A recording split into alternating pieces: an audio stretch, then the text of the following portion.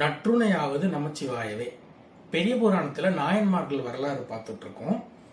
அந்த வரிசையில நம்ம அடுத்து பார்க்க போறது நம்பிரான் திருமூலன் அடியார்க்கும் அடியேன் அப்படின்னு வர திருமூல நாயனார்.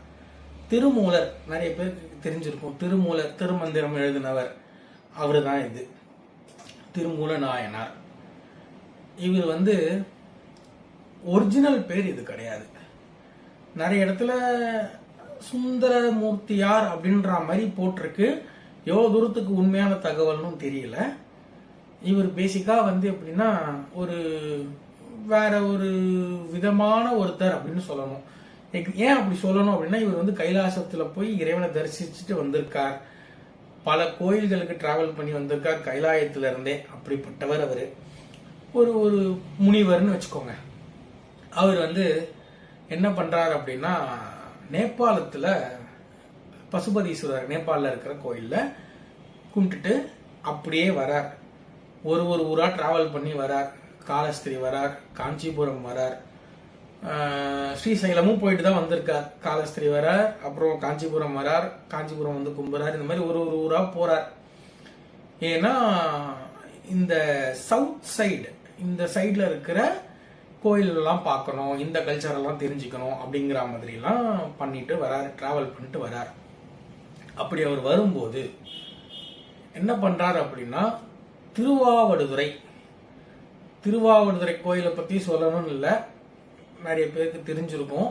ஒரு ஒன் லைன்ல சொல்லணும்னா, ஏகப்பட்ட விஷயங்கள் நடந்த ஒரு கோயில், நிறைய அதிசயங்கள் நடந்த கோயில். அப்படிப்பட்ட கோயில். அந்த கோயிலுக்கு சாமியை கும்பிட்டுட்டு அப்படியே போறார். திருச்சாத்தனூர் அப்படின்ற ஒரு ஊரை கிராஸ் பண்றார். காவிரி ஆறை கிராஸ் பண்ண போறார். அப்ப ஒரு குரூப், ஒரு கும்பலா மாடுங்கள்லாம் ஒரு வித்தியாசமான சத்தம் போட்டுக்கிட்டு இருக்கு ஒரு இடத்துல. இது அழுறா மாதிரி இருக்கு, கத்துறா மாதிரி தெரியல, பசினால பண்ற மாதிரியும் தெரியல. போய் பார்க்கிறார். பார்த்தா அந்த மாடு மேய்க்கிற ஒரு ஆள் இறந்து கிடக்கிறார். இந்த மாடுங்கள்லாம் சுத்தி இருக்கு. இவர் எழுப்ப முடியல. என்னென்னமோ ட்ரை பண்ணி பார்த்திருக்கு, எழுப்ப முடியல. அவர் எந்திரிக்கவும் இல்லை. மேய்க்க வந்த இடத்துல அவர் இறந்து கிடக்கிறார். இவர் பார்க்கிறார். இவர் ஒரு முனிவர்னு வேற சொன்னோம். அஷ்டமா சித்தியெல்லாம் தெரிஞ்சு வச்சிருக்கிறவர். இப்படிப்பட்ட இவர் என்ன பண்றாருன்னா, இந்த மாடுங்கள்லாம் கஷ்டப்படுதே அப்படிங்கிற ஒரு காரணத்துக்காக அந்த உடம்புக்குள்ள தான் போய் மாடை வீட்டுல கூட்டு போய் ஊட்டுறணும் அப்படின்னு நினைக்கிறார். நம்ம இப்ப சொல்லும் போது என்ன சொல்லுவோம் அப்படின்னா, கூடு விட்டு கூடு பாயிர வித்தை, பரகாய பிரவேசம் அப்படின்னு சொல்லுவோம். கூடு விட்டு கூடு பாயறதுன்னு சொல்றாங்க. ஸோ என்ன பண்றாருன்னா, தன் உடலை விட்டு அந்த உடலுக்குள்ள இவரோட ஆத்மா உள்ள போகுது. அப்பதான் ரியலைஸ் பண்றார், அவனோட பேரு மூலன். இப்படிதான் இவருக்கு திருமூலர் அப்படிங்கிற பேர் வந்துச்சு. அந்த மாடு மேய்க்கிறவரோட பேரு மூலன். மாடுகள்லாம் கூட்டு போய் வீட்டில் விட்டுறார். அவரோட மனைவி இருக்காங்க. இப்போ இவர் என்ன பண்றாருன்னா, கிளம்பணும் அப்படின்னு போறார். மனைவி ஆர்கியூ பண்றாங்க, சண்டை போடுறாங்க. இவர் கொஞ்சம் வித்தியாசமா நடந்துக்கிறாரு அப்படின்னு சொல்லிட்டு அக்கம் பக்கத்துல எல்லாம் வர்றாங்க. அப்புறம் மக்கள் போய் விசாரிக்கிறாங்க. விசாரிச்சு, ஆமா இவர் அவர் இல்லை, ஆள் தான் பார்க்க அப்படி இருக்காரு, ஆனா பேசுறதெல்லாம் அந்த மாதிரி இல்லை அப்படின்லாம் சொல்றாங்க. அப்ப தெரிஞ்சிடுது இந்த மாதிரி இவர் இறந்துட்டார் அப்படின்றது. இவர் போறாரு. அந்த இடத்துக்கு போனா இவரோட உடல் அங்க பத்திரமா வச்சுட்டு தான் இந்த கூடு விட்டு கூடு பாஞ்சார். அந்த உடலை இப்ப காணும். இறைவன் அதை எடுத்துட்டார். மனைவி ஓகே அப்படின்ற மாதிரி செட்டில் ஆகுறாங்க. அவர் இறந்துட்டாருன்ட்டு இவர் கிளம்பி வர்றார். தன்னோட வேலையை பார்க்கணும், திரும்பி பழைய உடம்புக்கு போகணும் அப்படிங்கிற மாதிரி. பார்த்தா இப்ப அந்த உடம்பு இல்லை. அப்ப அவருக்கு ஒரு வாய்ஸ் கேட்குது. சிவன் சொல்றார், இந்த உடல் உனக்கு கிடைக்க ஒரு காரணம் உண்டு. நீ இந்த இதிலேயே டிராவல் பண்ணு, போய் நிறைய விஷயங்களை எழுது, அதாவது ஆகம விதிகள் எல்லாம் நீ எழுது அப்படிங்கிற மாதிரி சொல்லி கட்டளையே போடுறார்.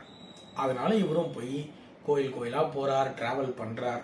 திருவாவடுதுறை போறார். திருவாவடுதுறையில போய் உட்கார்றார். உட்கார்ந்து ஜீவ சமாதி நிலைக்கு போறார். 3000 வருஷங்கள், ஒரு வருஷத்துக்கு ஒரு பாட்டு அப்படிங்கிற மாதிரி 3000 பாட்டு எழுதியிருக்கார். இன்னைக்கும் நீங்க திருவாவடுதுறை போனீங்கன்னா திருமூலரோட ஜீவசமாதி அங்க இருக்கு, பார்க்கலாம். இது அந்த கோயிலோட ஒரு ஹிஸ்டரி.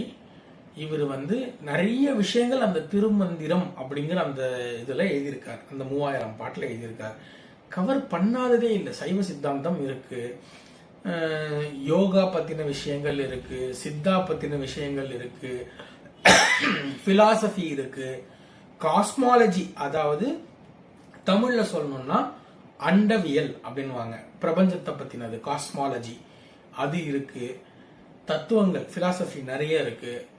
இவரோட பாட்டு எப்படின்னா 4 லைன் தான் இருக்கும் மொத்தமே. ஒரு பாட்டுல 4 லைன் அப்படின்னு 3000 பாட்டு எழுதியிருக்கார். இதை படிக்கிறதுக்கும் எளிமையா இருக்கும். ஒரு எக்ஸாம்பிளா சொல்லணும் அப்படின்னா, முதல் வார்த்தை எல்லா 4 லைன்ல ஆல்மோஸ்ட் எல்லா பாட்டுலயுமே முதல் வார்த்தை கிட்டத்தட்ட சேம் சவுண்ட்ல வரும், ஒரு ரிதம்லயே இருக்கும். அந்த மாதிரி எழுதியிருப்பார். தான் தான் தான் ஆண் அந்த மாதிரி வரும், சேயிர் தாயிர் அந்த மாதிரி வரும் ஒரு வார்த்தையும். ஸோ அந்த முதல் வார்த்தை அப்படியே வரும். அவனை அவனை அவனை அவனை அப்படின்னு 4 லைன் இருக்கும். ஸோ அந்த மாதிரிலாம் எழுதியிருப்பார். திருமந்திரம் ரொம்ப நல்ல புக்கு, ரொம்ப நல்ல நூல் நமக்கு கொடுத்திருக்கார். 10ஆம் திருமுறையில இடம்பெற்றிருக்கு. இவரு தான் திருமூல நாயனார், அந்த ஜீவசமாதி அடைஞ்சவர். இன்னொரு நாயன்மாரை பத்தி இன்னொரு வீடியோல பார்க்கலாம்.